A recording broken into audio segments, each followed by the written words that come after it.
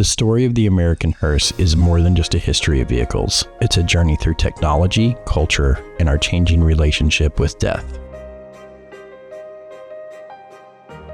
The very word hearse has surprising roots. It comes from the Old French hearse, meaning harrow, a spiked farming tool that itself would come from the Latin harpax, meaning wolf, because the tool's teeth resembled a wolf's jaw. Over time, the word shifted from the farm field to the funeral. By the late Middle Ages, it described the iron frame placed over a coffin to hold candles. And by the late 1600s, it became the name of the horse-drawn carriages that bore the dead to the final rest.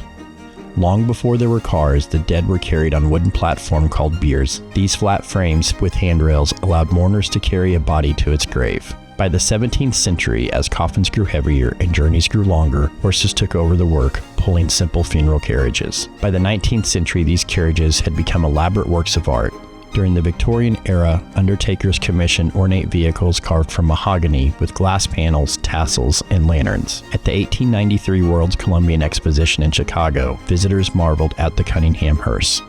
14 feet long, 10 foot tall, and costing the equivalent of nearly $500,000 today. In 1908, New York's General Vehicle Company introduced the first known electric hearse. At the time, electric vehicles were seen as practical for city use, and the electric hearse seemed ideal for funerals because it was quiet, smooth, and dignified. These vehicles were powered by large banks of lead-acid batteries. Typical top speeds ranged from 12 to 20 miles an hour, with a range of 30 to 50 miles an hour per charge, although the weight of the batteries and coffin often reduced efficiency.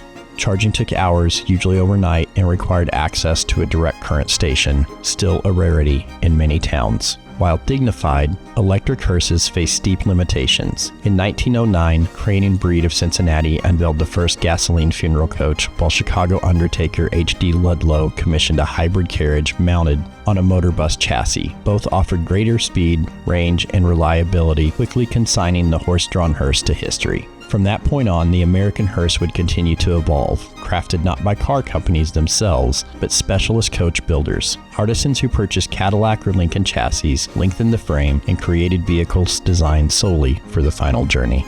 Designs continued to evolve. In 1938, Ohio coach builder Sayers and Scoville launched the industry's first Landau-style hearse, drawing inspiration from Victorian Landau carriages.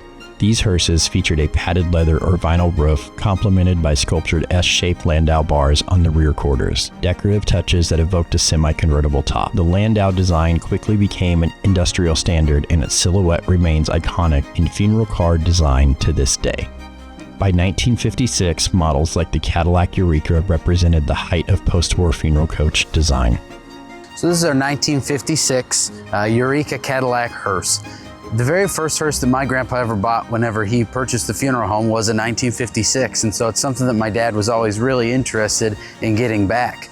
There's actually a fun picture of my dad at a car show back in the 80s looking over this exact car. It had just been restored then, and he was just infatuated with it as a 30-year-old going over it. And it was restored again later in the 20-teens, I think. And he was able to find it. It was for sale down in Florida, and both because of the year of the car and the fact that he'd been ogling it for so long, he was able to go ahead and purchase that. And the fascination that he has with old cars, and that I also have with old cars, it's also something that our families really enjoy. In fact, when we purchased this car, it came in on a flatbed, and there were two services that we had that day. And the first service had let out. The second service, people were just starting to show up, and the family showed up. The car was still on the flatbed, and they said, that is a really beautiful car. And we said, well, thank you. And they said, could we use that? And so we unloaded it off of the flatbed, we pulled it around underneath the carport, and we used it that day. These aren't just things for us to look at and to enjoy. These are things for us to use for our families as well, who also find them interesting.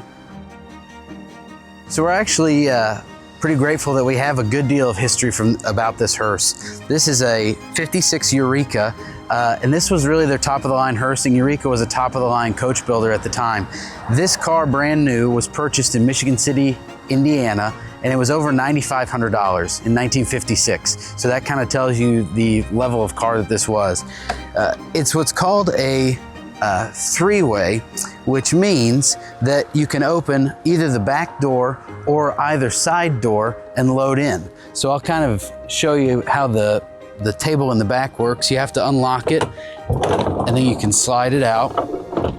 But then again, on the sides, you can open up those doors and do the same. And the intention there was maybe if you were in a city at a church and this wasn't the easiest way to load out, you could park parallel to the doors and pull the table out the side and load out that way. So this was really a handy top of the line car because it was so mechanically complicated, but it's also just kind of fun. As you can see, the history of the hearse has been a long journey from a simple handcart to the modern vehicles we know today.